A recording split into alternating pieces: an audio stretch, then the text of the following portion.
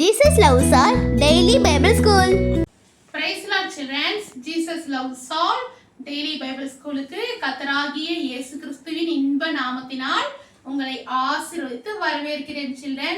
இப்பொழுதும் கூட நாம் ஜெபம் செய்வோமா? ஜெபம் பண்ணும்போது என்ன பண்ணணும்? முட்டி போட்டுக்கணும், கைகளை கூப்பணும், கண்களை மூடணும். ஓகே children, ஜெபம் பண்ணலாமா? ஸ்தோத்திரம்ப்பா. டெய்லி பைபிள் ஸ்கூல்ல கலந்து கொள்ளுகிற பிள்ளைகளை ஆசீர்வதிங்கப்பா. பிள்ளைகள் ஸ்கூலுக்கு போறாங்கப்பா.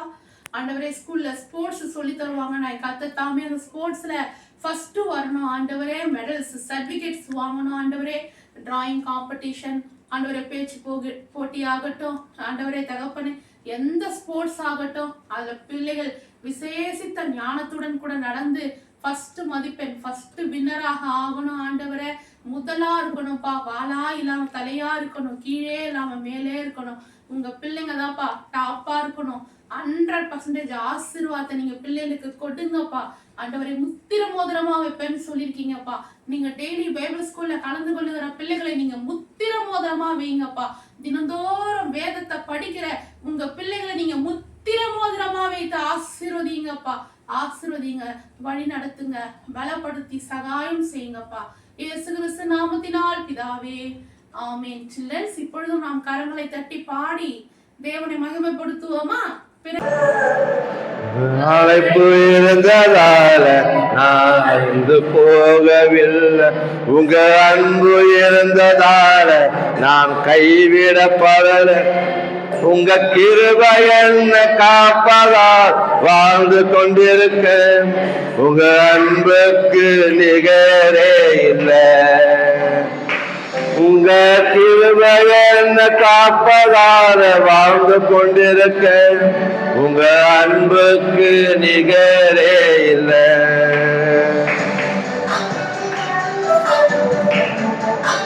நாம் இப்போதும் நிர்மலமாக இருப்பதும் சுத்த கிருபையே, இந்த அளவுக்கு வாழ்வது அவர் கிருபையே. இன்னைக்கு எழுதி அவர் கிருபை, இன்னைக்கு கத்தில் ஆரம்பிப்ப அவர் கிருபை. இலக்கத்துக்கு முடிவில்லை. அன்புக்கா மகா பெரிய அன்பு. எத்தனை பேர் என்னை அழைக்க நினைத்தும் மழையாத அழைப்பு என்னை காத்து கொண்டது. தூதங்களின் பணிகள் என் பேர் விழுந்தும் உங்க கரைப்படாத கரங்கள் என்னை தாங்கிக் கொண்டது.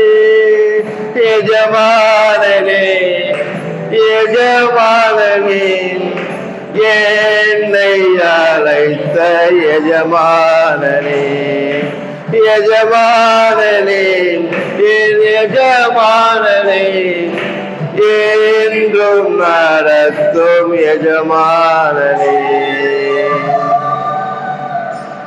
வேலைக்காரி கண்கள், வேலைக்காரி கண்கள் எப்படி எஜமான் நோக்கி இருக்கிறதோ அது போல காலையில் அப்பா நாங்க சபையாரா உங்க கருத்து நோக்கி பார்க்கிறோம்ப்பா.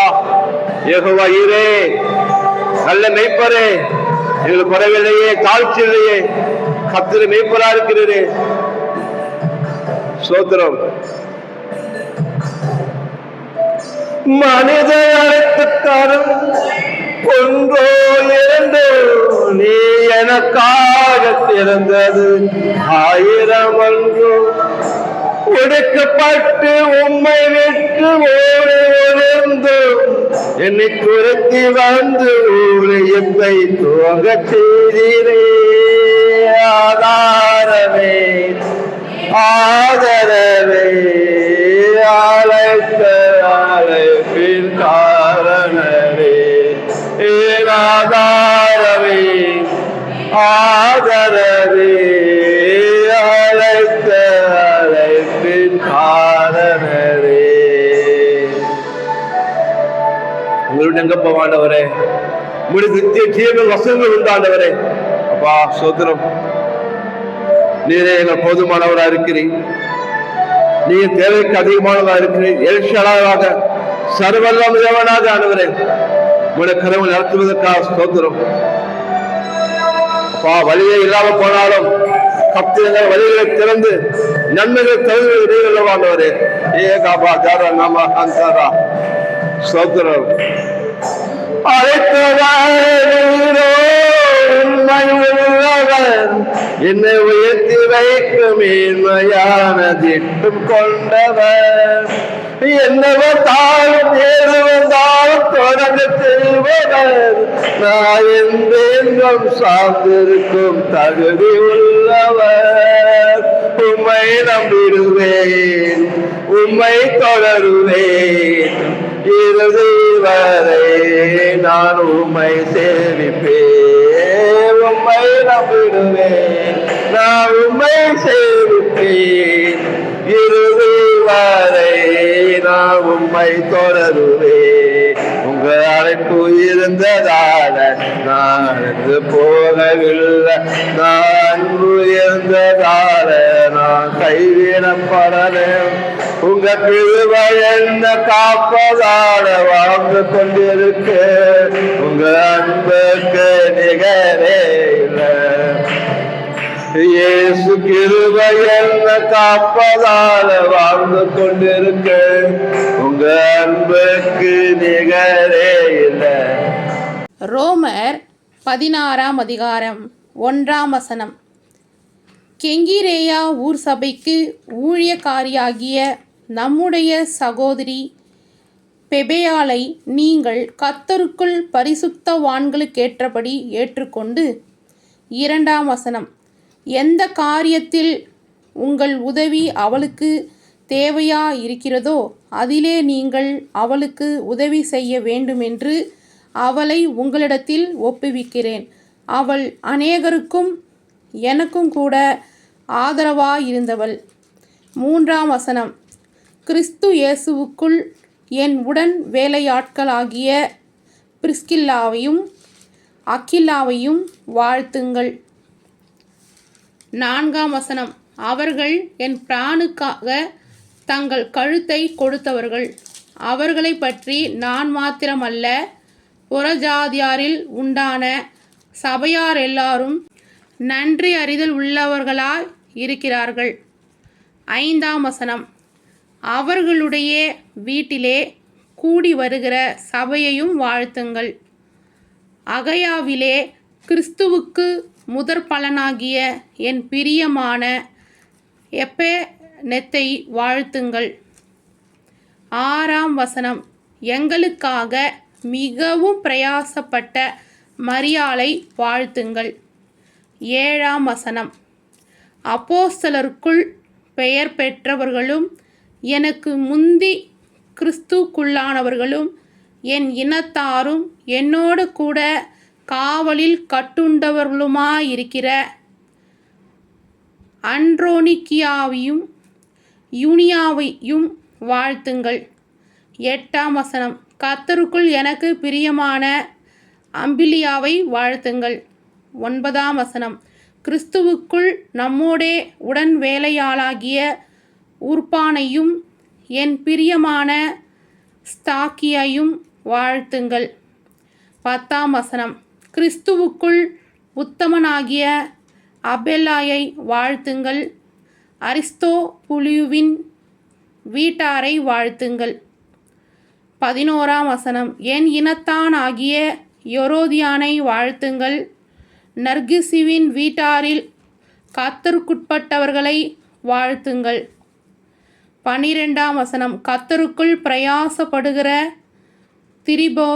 திரிபேனாலையும் திரிபோசாலையும் வாழ்த்துங்கள். கர்த்தருக்குள் மிகவும் பிரயாசப்பட்ட பிரியமான பெர்ஷியாலை வாழ்த்துங்கள்.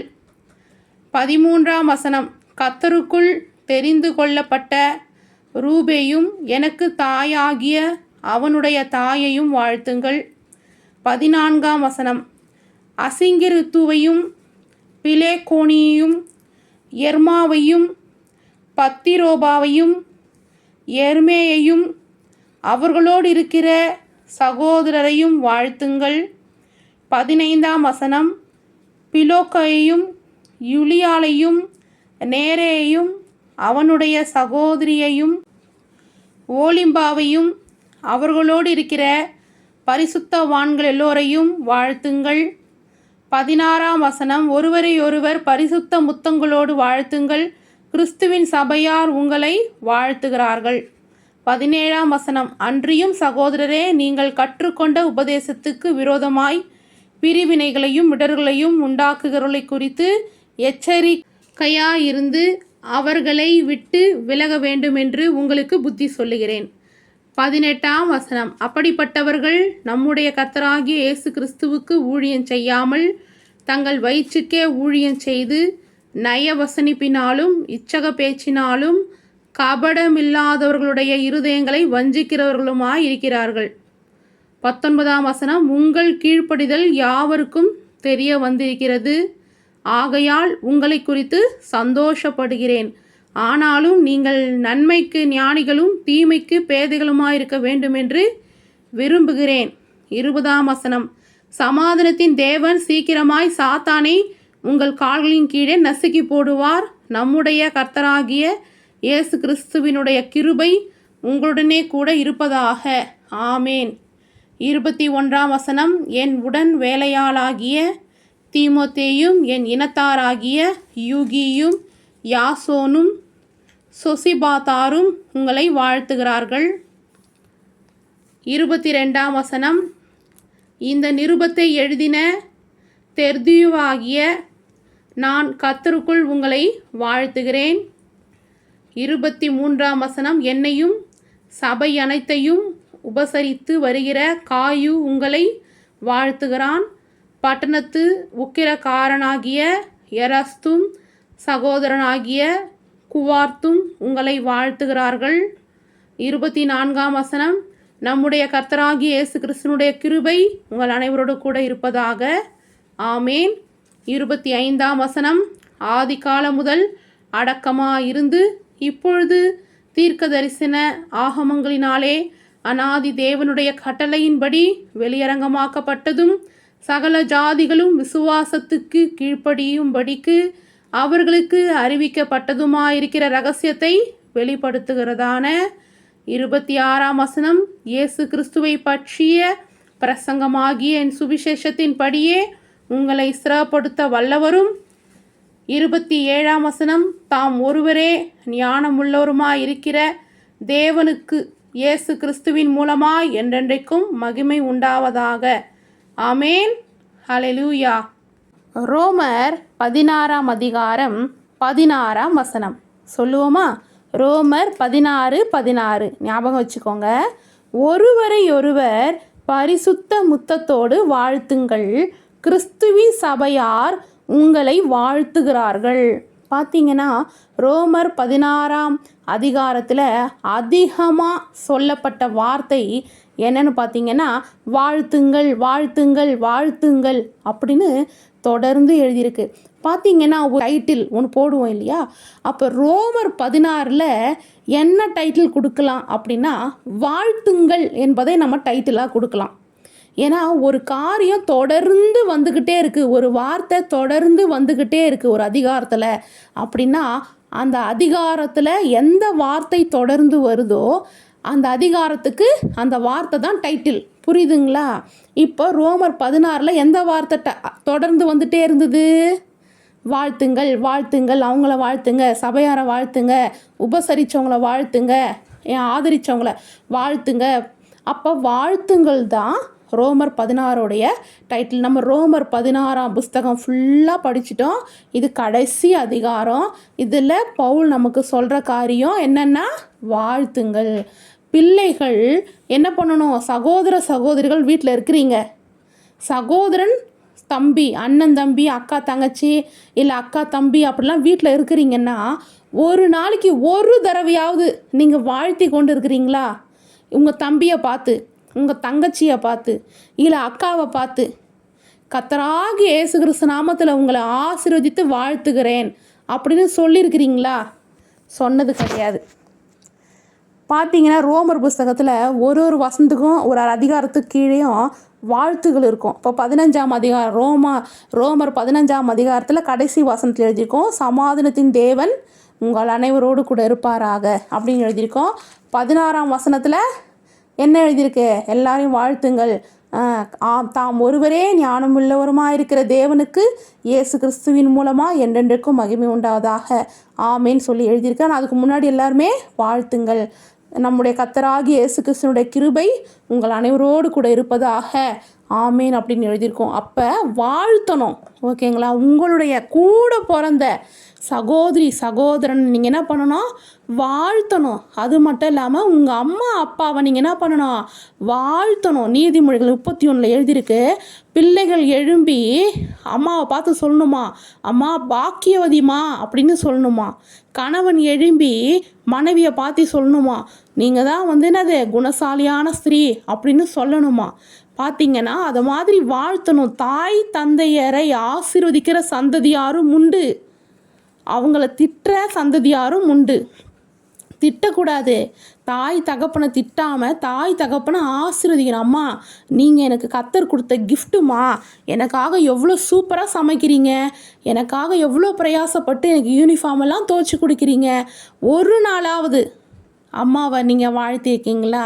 உங்கள் கூட பிறந்த சகோதரிகளை வாழ்த்திருக்கீங்களா? ஜபத்தில் உங்கள் நண்பர்களுக்காக ஸ்தோத்திரம் சொல்லியிருக்கீங்களா? வாழ்த்திருக்கீங்களா? வாழ்த்துறது கர்த்தரால் வருகிற வார்த்தை. உங்கள் வாயிலிருந்து எவ்வளோ வார்த்தைகள் புறப்பட்டு இருக்கலாம், ஆனால் ஒரு நாளைக்கு ஒரு தடவையாவது நீங்கள் என்ன பண்ணணும்? உங்களுடைய சகோதரிகளை சகோதரனை பெற்றோரை உங்கள் கண்ணு முன்னே நிற்கிறவர்களையும் நீங்கள் என்ன பண்ணணும்? நிச்சயமாக வாழ்த்தணும், ஓகேங்களா? கண்டிப்பாக வாழ்த்துவீங்களா? பவுலை போல ரோமர் 16 சொல்லப்பட்ட வார்த்தையின்படி சபையாரை எப்படி அவர் வாழ்த்தினாரோ, அதுபோல் பரிசுத்தவான்களை வாழ்த்தினாரோ, நீங்களும் உங்கள் கண்ணு முன்னாடி இருக்கிற போதகரை வாழ்த்துங்க. டெய்லி பைபிள் ஸ்கூலில் உங்களுக்கு கற்றுக் கொடுக்குறேன் இல்லையா, இந்த ஆன்ட்டியையும் வாழ்த்துங்க. கர்த்தர் உங்களையும் அளவில்லாமல் அளவில்லாமல் அளவில்லாமல் ஆசீர்வதிப்பார்னு ஆன்ட்டியும் உங்களை வாழ்த்துறேன். God bless you. Praise Lord childrens. இப்போ உங்களை கேள்வி கேட்கலாமா? உங்கள் டேஷ் யாவருக்கும் தெரிய வந்திருக்கிறது, ஆகையால் உங்களை குறித்து சந்தோஷப்படுகிறேன். ஆ கீழ்ப்படிதல், ஆ கீழ்ப்படியாமை, இ பெருமை. சரியான விடையை எழுதி அனுப்புங்க. கர்த்தர் உங்களை அளவில்லாமல் நிறைவாக ஆசீர்வதிப்பார்.